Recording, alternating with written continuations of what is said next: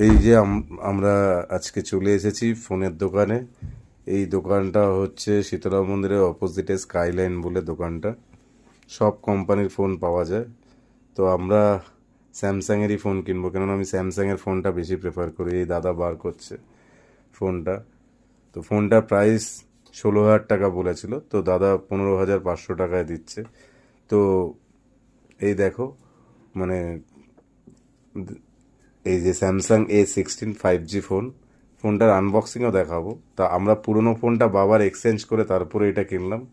এখনকার ফোনগুলোতে তো আবার চার্জার পাওয়া যায় না। এই যে আনবক্সিং চলছে, দেখো, গ্রিন কালারের ফোনটা। আমার খুব সুন্দর লেগেছে ফোনটা। তোমরা প্লিজ কমেন্টে জানিও কেমন লেগেছে তোমাদের ফোনটা। এটা বাবার জন্যই কেনা হয়েছে। ঠিক আছে, এইটুকুই তোমাদের সাথে শেয়ার করলাম। ভালো থেকো, টাটা।